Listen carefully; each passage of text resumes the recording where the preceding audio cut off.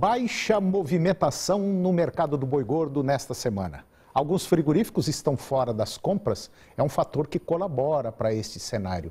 Em São Paulo, por exemplo, as tentativas de compra por preços menores estão cada vez mais comuns e o que resultou em queda nas duas praças pesquisadas pela Scott Consultoria. A nova referência para o estado de São Paulo, R$1 abaixo do fechamento da semana passada, ainda é de R$2 a R$3 por arroba, maior que as ofertas de alguns compradores. E nesses casos, porém, os negócios não vão para frente. Esse cenário de tentativas de compras em preços menores, ele é observado na maioria das regiões pesquisadas, em torno aí de 15 regiões pesquisadas no Brasil.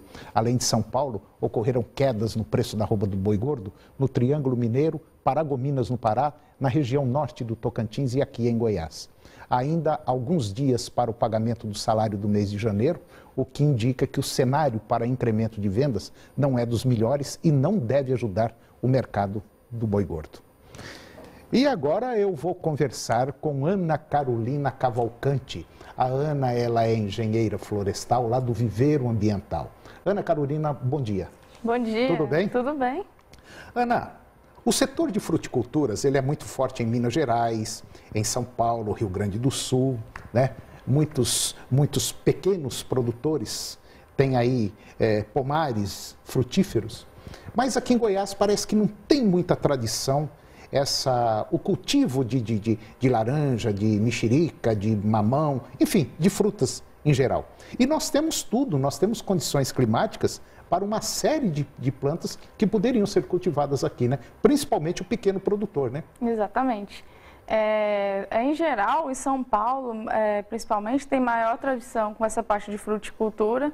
Em Goiás, eu acredito que pode ser muito explorado, mas a questão do pequeno produtor, dele poder utilizar até a fruticultura não só como um pomar para dentro de casa e tudo, mas também como uma fonte de renda. Como uma fonte de renda, é verdade. Quer dizer, aproveitar espaços na propriedade rural que não estão sendo aproveitados, poderia ter ali 2, 3, 4 pés de uma determinada fruta que poderia ser comercializada no mercado. Exatamente. Né? Normalmente nas cidades tem algumas cooperativas, alguma coisa relacionada a isso, que pode absorver o produto do produtor rural. Por que isso não acontece? É tradição, o pessoal não conhece, ou não como diz, não entende muito de mercado? O que acontece? Por que Goiás não é tradicional nisso aí? Acontece com alguns produtores, mas é muito pouco, né? É insignificante. Exatamente. Então, eu acredito assim que o produtor ele precisa ter um pouco mais de visão estratégica da fazenda dele.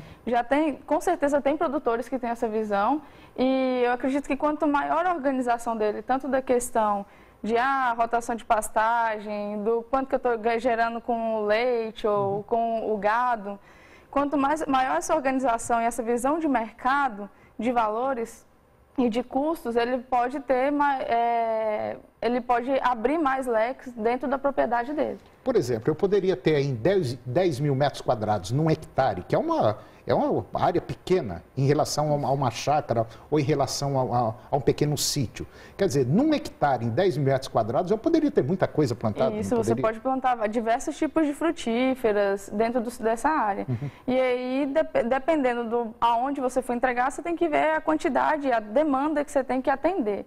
Então, por exemplo, se eu tenho que entregar X espécies, X quantidade de frutas para um produtor, para uma cooperativa, alguma coisa assim, então eu preciso ver, então eu vou plantar os 10 mil metros, o hectare todo de acerola, por exemplo. Entendi. Então, aí depende do que for. Não, eu vou vender de pouco em pouco na feira. Então, eu posso plantar diversas variedades, né?